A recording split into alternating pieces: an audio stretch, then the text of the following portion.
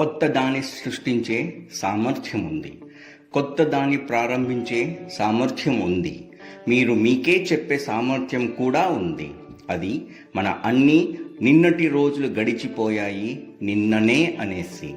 మీ పాత రోజు కోసం ఒక గీతని గీయండి మరియు మన భవిష్యత్తు మొత్తం ఈ రోజు నుండి ప్రారంభం అవుతుందని మీకు మీరే చెప్పుకోండి. ఇన్ని రోజులు మీరు ఏమి చేశారో అన్నది అనవసరం. మీరు ఎలాంటి వారో అన్నది అనవసరం. మీరు మీ గతంలో ఎలా ఉండేవారో అన్నది అనవసరం. మీరు పుట్టిన రోజు నుండి ఈ తేదీ వరకు ఎలా జీవితాన్ని గడిపారో అనేది కూడా అనవసరం. ఎందుకంటే మీ పాత రోజులు నిన్ననే ముగిసిపోయినవి. ప్రతి గొంగలి పురుగుల జీవితంలో ఒక సమయం వస్తుంది, కానీ అది ఇకపై గొంగలి పురుగు కాదని నిర్ణయించుకొని చిమ్మటగా మారినప్పుడు మాత్రమే. అదేవిధంగా ప్రతి ఒక్కరి జీవితంలో ఒక సమయం అన్నది వస్తుంది, కానీ అది ఇకపై సాధారణంగా జీవితాన్ని గడపాలని కోరుకోదు. అదే మన జీవితం ప్రారంభం. మేల్కోపు సమయం కూడా అందరికీ వస్తుంది. అలాగే ఒక పెద్ద రాతి మొక్క శిల్పి ఆలోచనను ఆకర్షించే సమయం వస్తుంది మరియు అది బయటకు రావడానికి ప్రపంచంలో కొన్ని సంస్కృతులు ఉద్భవించడం ప్రారంభించాయి.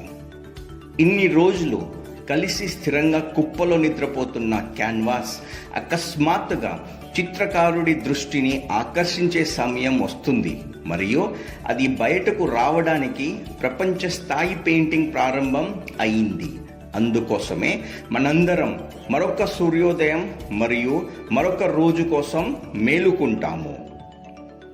తేదీలు మీ క్యాలెండర్లో రోజులు మాత్రమే కావచ్చు. అదే రోజు మీ జీవితంలో మరొక రోజు కూడా అయిండొచ్చు, లేదా కొంతమందికి వారి జీవితాన్ని మార్చే రోజు కావచ్చు మరియు ముఖ్యమైన మలుపు క్షణం కూడా కావచ్చు. అది మనం ఈరోజు మాట్లాడుతున్నామని కాదు, ఎందుకంటే మనం అందరం రోజూ మాట్లాడుతూనే ఉంటాం. కానీ మీరు మలుపులో చేరాలని నిర్ణయించుకోవాలి. బహుశా మీకు అద్భుతమైన గతం ఉండవచ్చు, బహుశా మీకు సంతోషకరమైన వ్యక్తి కావచ్చు, మీరు మీ సామర్థ్యాన్ని న్యాయం చేస్తూ ఉండవచ్చు. కానీ ప్రతి ఒక్కరి హృదయంలో మీరు మాతో నిజాయితీగా ఉంటే మేము మా స్వంత సామర్థ్యాన్ని న్యాయం చేయలేమని వారికి తెలుసు. ప్రపంచం దృష్టిలో మనకు బహుశా విజయం ఉండవచ్చు, మేము ఇప్పటికే విజయవంతం అయిండవచ్చు, కానీ ఇది ఎవరితో ప్రారంభించామో వారితో పోలిస్తే మాత్రమే. మరియు మీరు ఒక ఆదర్శమైన వ్యక్తి అయిండొచ్చు, ఒక స్ఫూర్తిదాయకమైన ప్రోత్సాహపరిచే ప్రేరక గురువు అయిండొచ్చు, ఇతర వ్యక్తులకి సజీవ ఉదాహరణ కూడా అయిండొచ్చు. బహుశా ప్రతిరోజు మిమ్మల్ని చూస్తూ పెరిగేవారు చాలామంది ఉండవచ్చు. మీ జీవితాన్ని చూడటం మరియు మీ జీవితం ద్వారా జీవితాలలో యొక్క మూసివేసిన తలుపులు తెరిచే అవకాశం కూడా ఉంది.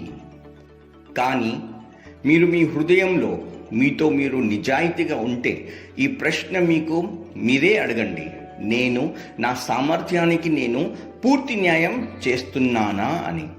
మరియు మీరు ఆ హృదయపూర్వక గుసగుసలు వినగలిగితే మీ సొంత మనస్సాక్షి మీకే చెబుతుంది మరియు అదే మేల్కోపు యొక్క ప్రారంభం. జై హింద్.